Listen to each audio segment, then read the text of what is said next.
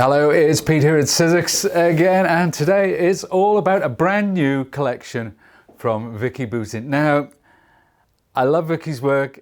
There's so much to choose from, and the problem with that is it's hard to know which one to select to do a video.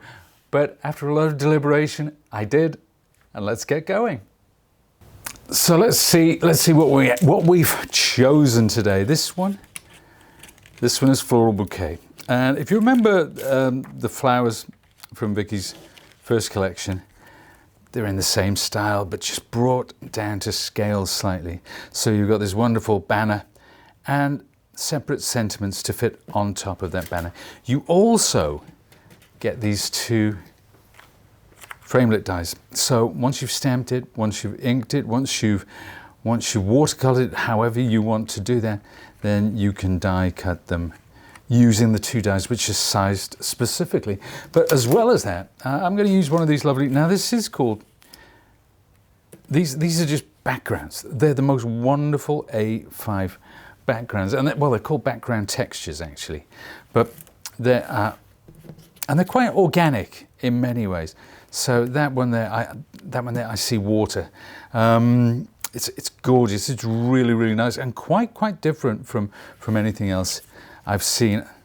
And then finally this one.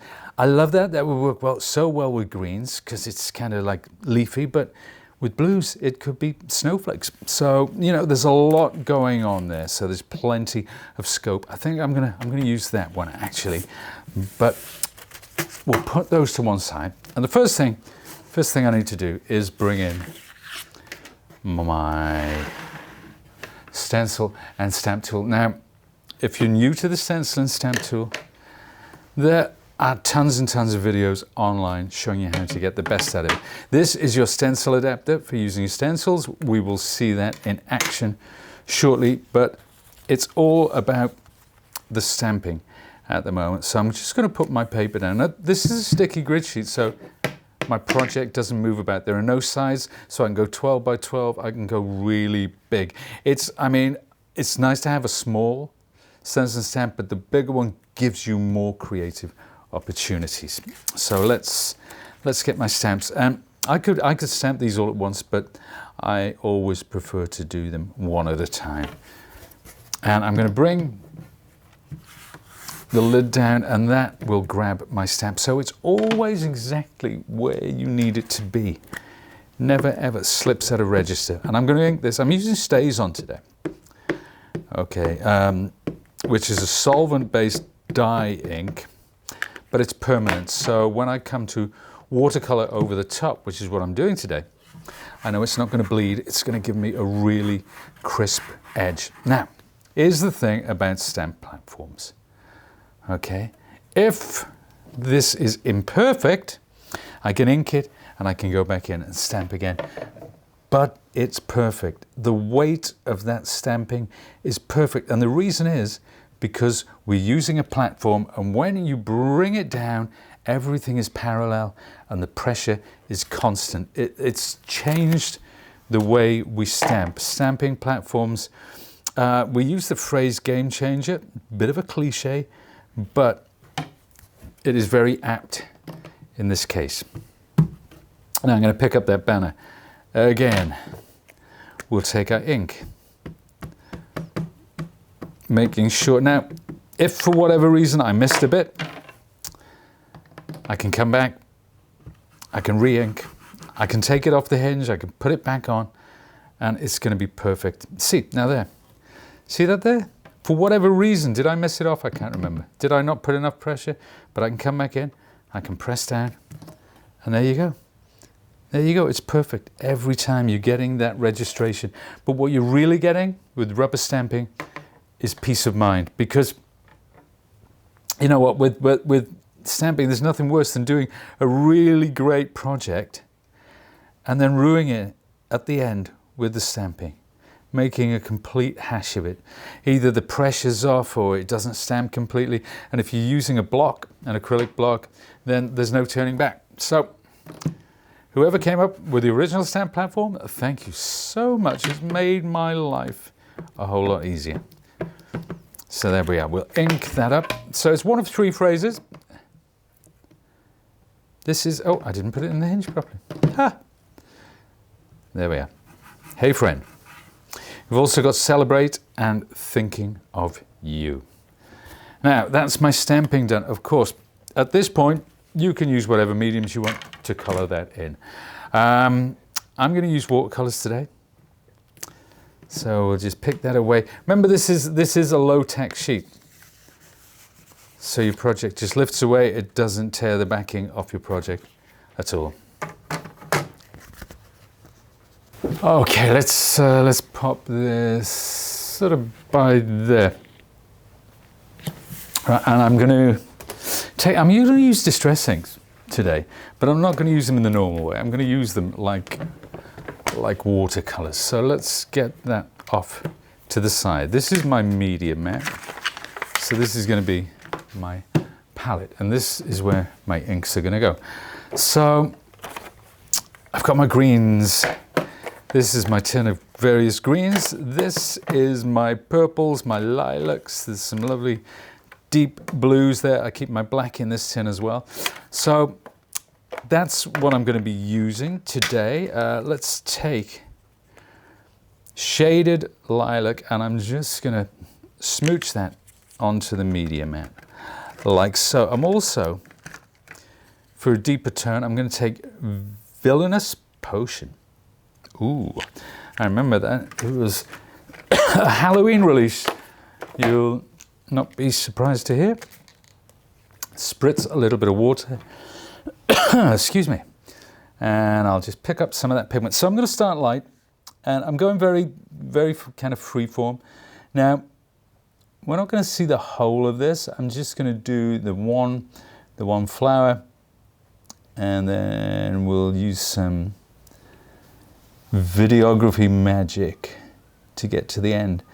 But you can see I'm not taking too much care and attention. I'm leaving a little bit of white. I'm following as much as possible the contours of the petals. Let's get a little on the center there as well. But yeah, it depends. The strength of color depends on how much water you add to the pigment. So I'll keep going. We keep about the same values in terms of strength there. Okay, then I'll get some more with that color, some more shaded lilac. And this time I'm not going to add so much water to that. Okay, we're going to pick it up quite dry, but that means the color is more intense. It's the same shade, the same color, but as I'm working towards the center, it's deeper. So, and that's how we get a gradation of tone with our watercolors. And I mean, because basically distress inks, that's what they are. They're water soluble dyes. So you can use them. They're like watercolors. They don't have the intensity of specialist watercolor inks, but sometimes, especially with things like this, you don't need it. So let's come in with this darker kind of this Villainous Potion. So we're just working in the center there. And not only does it give you a deeper color, it also gives you a sense of dimension. It starts to make this flat image three-dimensional.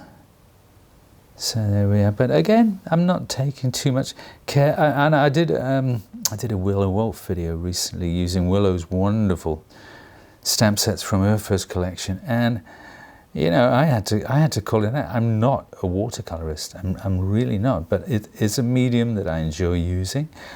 I'm quite happy with the results I get, but I recognize that my skill set is not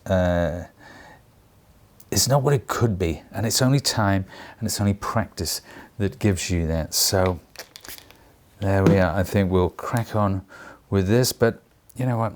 I'm not going to waste your time, so we're going to use a little bit of magic. And there it is. Yeah, there was about probably 10, 15 minutes maybe to finish that off. but you can see how it's kind of monochromatic, this, in the sense that it's all lilacs, but there's the green obviously as well. And I do love purples and greens together, even there on the media mat like that. It's incredible. So let's take this to one side and we're going to actually think about a background. So let's bring my stamp and stencil tool back in. This time we're stenciling. So we're going to use one of those wonderful background stencils we saw earlier, and I've folded a card. So my flowers are going to go on this card, and I'll put it roughly, kind of roughly central like that. It doesn't really matter for the technique that I'm using today. And let's take one of the 4 stencils. Now, I'm going to use my stencil adapter, and this has these little peg holes. So it holds your stencil in place. Now, obviously people, you know, they're used to may tape a stencil down to make sure that it stays where you want it. But with this, you can ink through, you can pick it up, you can take a look, you can put it back, you get perfect registration every time. And when you have layering stencils, it's worth its weight in gold, it really is. So I'm going to go back in with shaded lilac. Let's keep these colors consistent, shall we? So I'll pop that on there, and I will grab my blending tool. Obviously this is the center of the card, so I want to create a circle and I want it to fade out. So I'll start in the center and I'll widen that circle as I go. Obviously the flowers are going to be over the top of this, so you're not going to see much of it.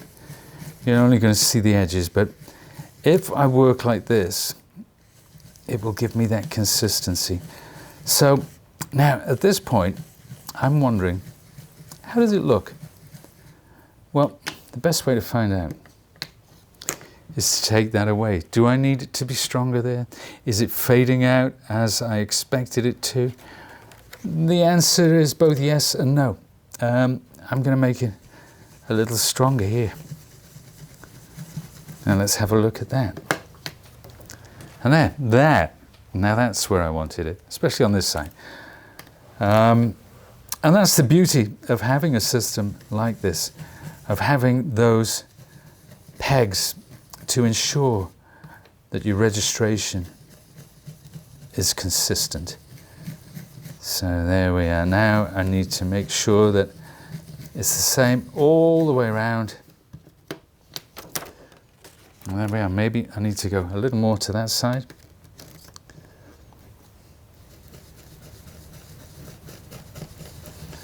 Perfect. Lovely. Happy days. That's good to go. You see, we've got this sticky grid sheet, so your projects, and this would be good. Well, I mean, people say how long will they last? Depends how often you use it. I usually have it on my tool for about 3 months, I think, one sticky grid sheet, and you can appreciate that I use it much more than most people. So you know you can buy them in packs. I think they're packs of 10. Are they? I'm not sure. Packs of 5 maybe, but they last a long time. So when you're done with it, you simply put the stencil adapter back in, and you bring the stamp platform, which acts as a lid as well, so that keeps dust off this. If you wanted to, the backing paper, which this comes with, you could put the backing paper on there as well to keep any glitter, any dust, all the detritus that we have in a craft room. But yeah, great tool. So let's get my machine now, because obviously we've inked our card and it's time to die cut. Actually, before I bring the machine, let's take that out for a sec. Before we do that, I'm getting ahead of myself. I want to put these in the right place. And obviously, when you pass it through the machine, these can kind of move about. Well, that's when you need maker's tape. So let's reach under. I'm sure, there it is. There's my maker's tape. So it's never far away in truth. It's a Sizzix product. You get 2 in a pack, and it's very low tack. Now, with it being low tack. That means it won't lift the surface of the card, no matter how delicate the card is. When it goes through the machine, sometimes with some washi tapes, for example, the pressure of the machine actually pushes it into the cardstock underneath, and it will lift the surface. That we do not want. That's going to ruin your project. So let's take another couple of pieces. And the great thing about this as well is once you've made that cut, I usually stick it on the side of my machine so you can reuse this. It's not like it's one and out or one and done. There we are. So that's it. That's in place. That's going to give me my registration. I don't have to worry about that now. I'll bring my machine back in.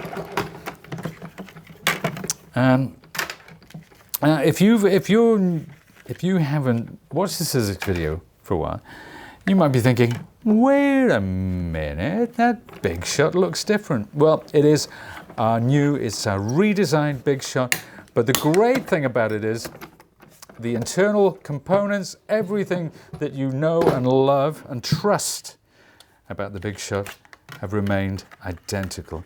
It's just an upgrade in the aesthetics. We wanted to bring it firmly into the 21st century. It's got some great features. The handle clips off, clips underneath for storage or for portability.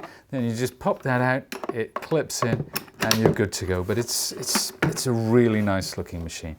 It really is. Now, there's our background. Here's our flowers. I'm going to do something. Let's take my scissors, as good as anything. So I'm going to give this a slight curve. I'm going to do the same there. So you can see what's happening here.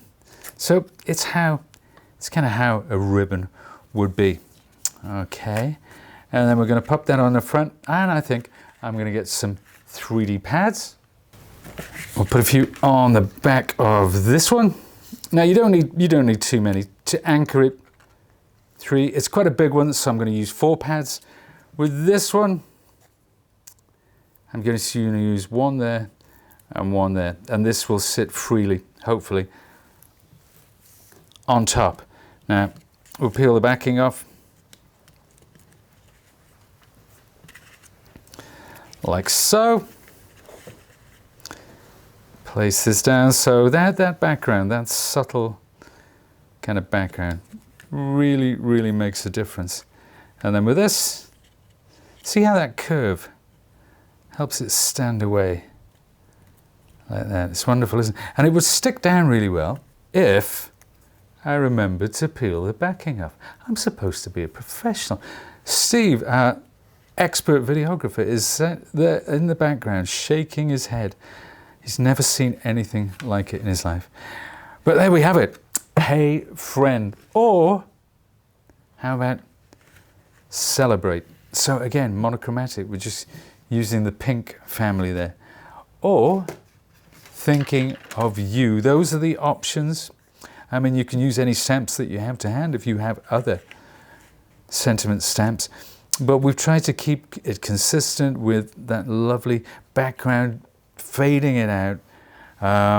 Same with this one, the yellow and the oranges. It's a lovely set. Thank you so much, Vicki, for bringing this to us. It's one of those that in terms of creativity, you know, this is what you're getting. This is what you're getting. But even so, there are so many different options with the colors and the mediums you can use, with the backgrounds. It's just absolutely gorgeous. You could multi-stamp this whole flower bouquet to create a background pattern as well. It's just really cool. I love this set of stamps and dies. And there we have it. Thank you for joining me. I hope you enjoyed it. I love a bit of watercoloring. But if you want to find out more about this wonderful collection from Vicki, because we've just scratched the surface here today, then go to sizzix.co.uk or sizzix.com. If you're in the US, there will be tons of inspiration out there from Vicki herself and so many other wonderful designers. So you'll find them in the usual places: Instagram, Facebook, YouTube. You know where to look. I'll see you again soon. Bye.